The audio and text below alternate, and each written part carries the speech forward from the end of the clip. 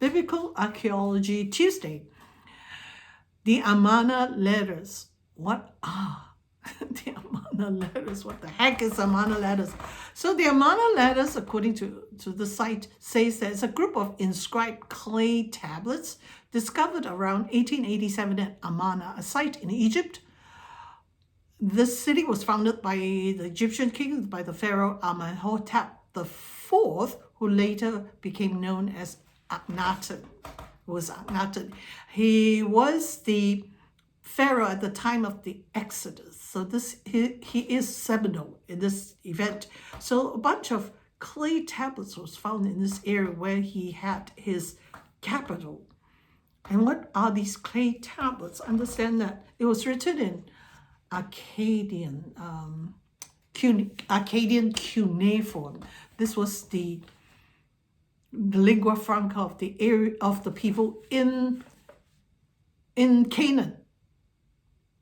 And most of the letters came from a place in Byblos on the coast of Canaan to Akhenaten in Egypt. He understand that at this time you have the huge empire of Egypt, and then in the north it changes hands: Sumerian, Assyrian, and later New Assyrians and all kinds of people up in the north. So if Egypt wants to expand northwards, and in between there's a strip of land called Canaan, the Promised Land, where Israel is right now, and for Egypt to expand, they must to the north. They must go through Canaan, and for the northern people to expand and conquer Egypt, they again must come through Canaan. So Canaan is this little strip of land that is changed hands many times. Yes, at this time of the Armana tablets, at the time they were under the Egyptians, but later the Assyrians conquered this area and drove out the Egyptians.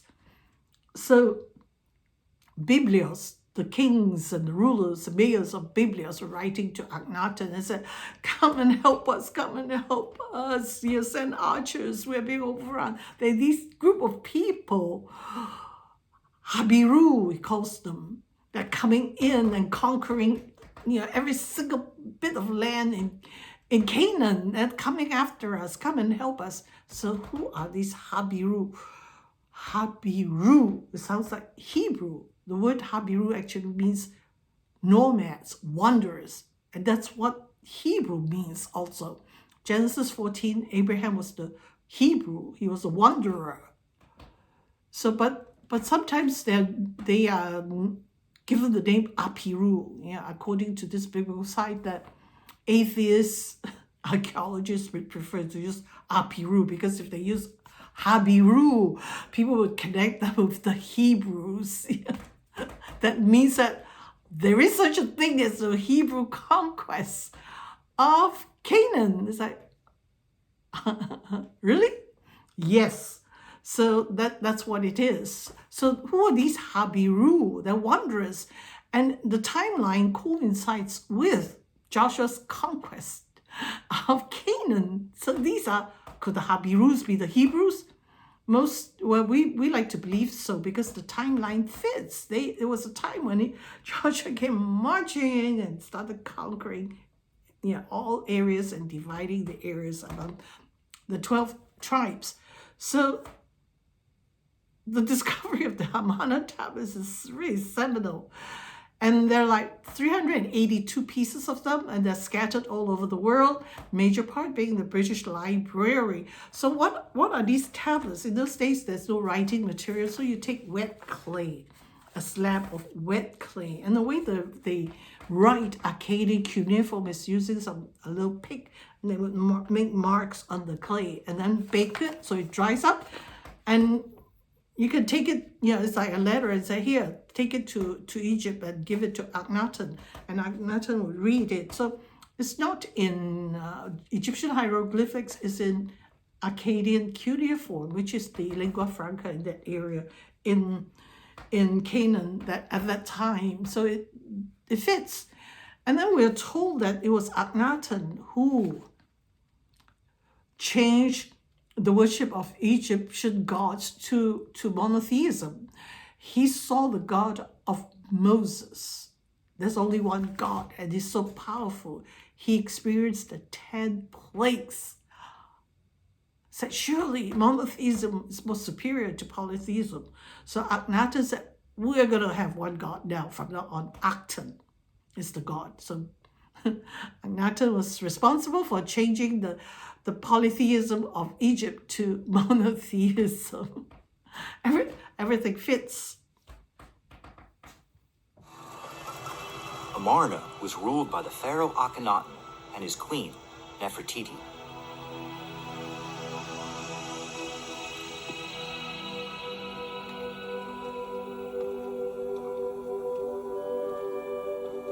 It's a lot more impressive up close than it is from down below.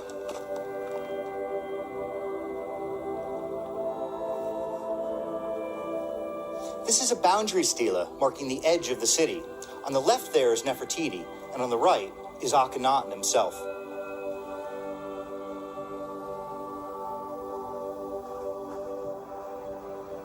Once this great city stretched for miles. Some of its foundations are still visible today.